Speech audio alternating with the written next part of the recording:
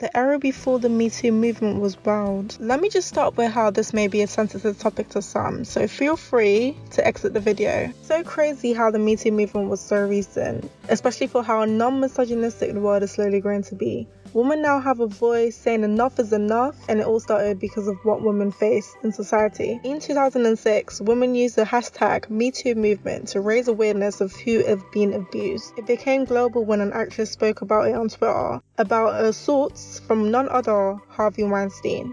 We'll talk about him later in this video. The MeToo movement was a way to know that they're not alone, but it is crazy how common it is. Because of the MeToo movement, it has also impacted how cinema has changed, but was it for the better? Before then, movies were so different. Movies like Goldfinger, Gentlemen Prefer Blondes, Fritz the Cat, etc. depicted women's sexual, romantic partners, and the typical damsels in distress with no goal. This is because of how society was back then. Women had no say in real life, so that in turn affected the depiction in films. Male privilege was high and mighty, and the phrase "it's a man's world" was strong back then. So men hardly cared to hire female writers or learn about women's stories to make for a more impactful female character. There were a couple of unsolicited things that men did to women back then, which defo can't run today in film anymore. The forced kiss. Some people may find that romantic, but certain times it's a form of abuse. Movies like Gone with the Wind and Blade Runner, the men playfully or forcefully circling around the woman before going in for a kiss, which sometimes evokes intimacy, but other times it evokes sexual violence and rape. So don't be doing that here unsolicited, guys. But more of that talk. In Blade Runner, you see how this man slams the door shut, grabs her and shoves her against the window and orders her to kiss him, and she does. Yeah, that ain't it. Without the Me Too and feminism existing, I probably would have overlooked this and thought this was normal. Another thing that men commonly did back then was spanking the booty. You lot may think this is a playful teasing, and back then they did too, but it's very demeaning. 50 Shades of Grey is the most recent, a Wattpad fantasy of a sexually dominated figure, and the fact that this dominated the box office at that time speaks volume on the audience who watched it. And I'm looking at you, child. But I have to say, I do appreciate how, unlike past films, consent was required. Is bondage acceptable to the submissive? I'm good with rope, leather cuffs, handcuffs. Please lose tape. In the 1990s and the 2000s, the sex sales era was strong. Although women roles changed a bit, films were still the same. Women were usually sexualized for profit. Certain films had ridiculous names, and I'm talking about Jennifer's Body, Piranha DD, which had nothing to do with the movie. Posters and DVDs had blonde and brunette women front and center with a bum, leg and breast out, and because straight men still dominated the film industry and the audience, these films were directed towards them, and this is known as the male gaze. What is that exactly? Well, here it is. And this can be shown in many ways. Camera angles, camera framing, stereotypes, nudity, or inappropriate coding. In terms of stereotypes, women with darker hair usually had to dye their hair blonde to play certain roles, and those blonde girls usually had to play mistresses, lovers, partners, and leads in most romantic or comedy films. But I don't get why hair colour should define a person. There have been a lot of films that capitalise on women, example being the list of some of them I found. There have been certain personality tropes which are heavily based on stereotypes of what men think women are like talking about men, and I don't mean once in a while, I mean every chance they got. This means the side character Trish was only there to get an idea of what Reese Witherspoon's character Lauren Scott was like outside of three-way dating, but they hardly did a good job with her because she was basically only there as a comic relief. We only talked about her and her friend's relationship. Have dirty sex and it's gonna stink. Not like sex, I mean like man stink, the good stuff. I have to go home and clean tartar sauce out of Bob's beard right now, and probably one of his undescended testicles. And you're gonna sit here and talk to me about how amazing these two guys are? Is there anything bad about them? Gold digger is still quite a common trope in movies. Back then, they were not seen in a good light because they were portrayed women as scouting for men's money, and now it's this 50-50 transaction, which is known as being a sugar baby. First introduction to a gold digger was the stepmother from Cinderella. 1, she married the Cinderella's somewhat rich father, and 2, she wants her children to marry into the royal family. Oh, mother, he's here. The Grand Duke. Oh, do I look all right? I'm so excited, I just don't know what I'll do. Now remember, this is your last chance. Don't fail me. trope was common in movies before the 1990s because women weren't allowed to be as independent as they are now. Movies like Gentlemen Prefer Blondes, starring Marilyn Monroe, Who Loved Diamonds. But I prefer a man who lives and gives expensive joy. A kiss on the hand may be quite continental, but diamonds are a girl's best friend. Was honest about intentions with men, telling them that she only wanted to marry someone because of their money. Have you got the nerve to stand there and expect me to believe that you don't want to marry my son for his money? It's true. Then what do you want to marry him for? I want to marry him for your money. There. And if you had a daughter, wouldn't you rather she didn't marry a poor man? But I was... You'd want her to have the most wonderful things in the world and to be very happy. Oh, why is it wrong for me to want those things? The Take made a video on the gold digger trope in detail. I think you should watch it if you're interested in learning more. Speaking about the 1990s and the early 2000 films, the makeover trope was hella rootless because it takes already beautiful women and turns them conventionally attractive. You really do look a lot better without all that black shit in your eyes.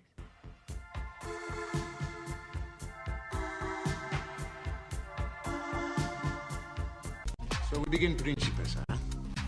In Paolo's hands, remember. You will be beautiful. You have exhausted. Because, Majesty, only Paolo can take this and give you A princess. Okay, ladies, dressing sexy is all about simplifying. I want you to show skin in the 4 major regions: arms, legs, belly, and cleavage. Okay, this is your most important secret weapon, the water bra. Just stay away from sharp corners. This is going too far. No way, no. Just consider it like another thesis topic, you know? Conventional archetypes. Along with its slow-mo pan to reveal the character or a montage, which reminds me of my Instagram feed, with everyone looking quite similar to each other. This trope in movies are based on men's fashion preferences than women's. Same reason why attractive women are put into bikinis and revealing clothing. And I'm not making this shit up. Men still dominate the film industry.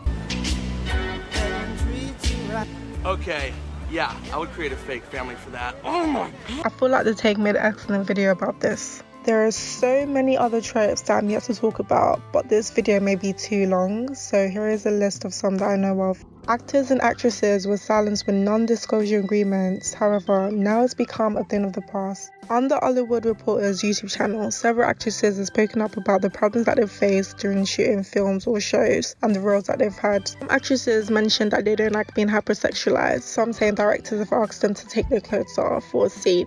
You spoke about how early on in your career you were asked to like take your top off. I didn't want to. And you didn't. A director at a fitting asked me to take my top off. And I was like, no. You know, luckily a little bit of the Bronx came out, you know what I mean? And I was like, I don't have to show you my... You give in that moment and all of a sudden that person's off and running, right? Thinking they can do whatever they want. Working in my early 20s and even like my late teens, early 20s, I felt that I sort of got somehow typecast, very kind of hypersexualized. At the time, seemed okay to everyone. It was another time. Even though it wasn't part of my own narrative, it was kind of crafted for me by probably a bunch of dudes in the industry. Wild actresses don't mind being in nude scenes with the right stories and directors. I mean, how much they paying me? But is that all? But is that what it is? I'm just borrowing this flesh suit. I'm gonna give this back to the Lord anyways. It's going back to the dirt. Might as well share it. I have an adult film that's gonna lead you straight. Is it me and Michael B. Jordan?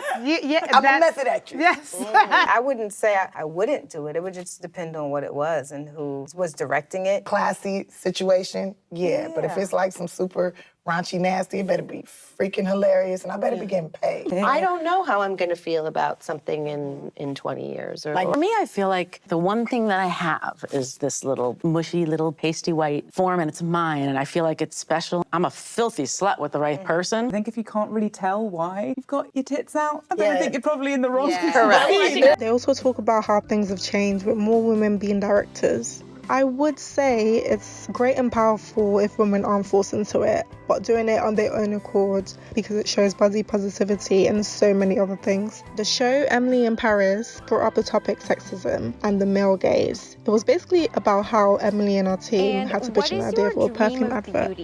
Private jet. Okay. Excuse me, we are ready to shoot, okay? No pictures. Oh, merci beaucoup.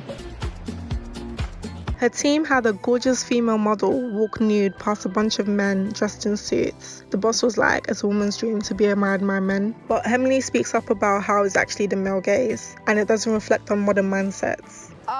Well, I didn't expect her to be naked. She's not naked, she's wearing the perfume. Very sexy, no? Sexy or sexist? I don't understand. How is this sexist? Well, whose dream is it anyway? The men or the woman? It's her dream, of course, to be admired and desired by men. But it's the male gaze. Oh, mon Dieu. Tell me, what is wrong with the male gaze? The men are objectifying her. They have the power. No, she has the power. Because she's beautiful and she's naked, which gives her more power. Maybe in her dream she's wearing clothes. Very into film, Harvey Weinstein and Bill Cosby are known as famous men in the entertainment industry, but now sexual predators. Disgusting! They have been sacked and jailed due to the rise of the MeToo movement for their sexual harassment towards women. In interviews, several young women discussed predatory behavior from Weinstein. Man would believe was naked in front of them, like asking them for massages, asking them to bath for him, or even imitating one himself. Man fully masturbated in front of one of the girls in public. Like, if you know the woman isn't into you, why are you forcing yourself on them? You're not ashamed of yourself.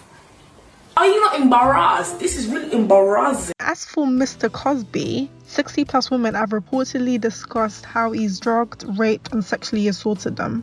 Because of the MeToo movement, there have been a lot of changes in the portrayal of women in media. We're now seeing a bit more fleshed out female characters dressed how they want and not how the audience sees them. And actresses in other genres are leads, including some being in action genres, which is usually heavily dominated by men.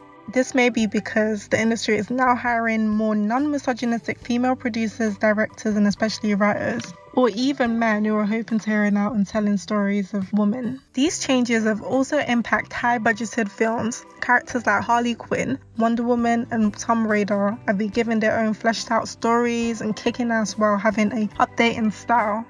I think speaking about inequality is important if you want changes in the world. If you've heard about the film called Promising Young Woman starring Carey Mulligan, it's a revenge comedy of a woman using her sexuality to lure men as a way of getting revenge. Because of a traumatic past of guys influencing a childhood bestie to commit suicide, the movie reflects on abuse and the effects it has on loved ones. So, in conclusion, just because science or society says women aren't strong doesn't mean strong women don't exist. And I don't only mean in a physical sense either. There are 7 billion people in the world and about 3 billion women. So there are individual women who are strong that haven't been represented. It's finally time to agree that women can be heroes, they can be dangerous, they can be compassionate, and they can speak out. Thanks for watching my YouTube video, and like and subscribe for more.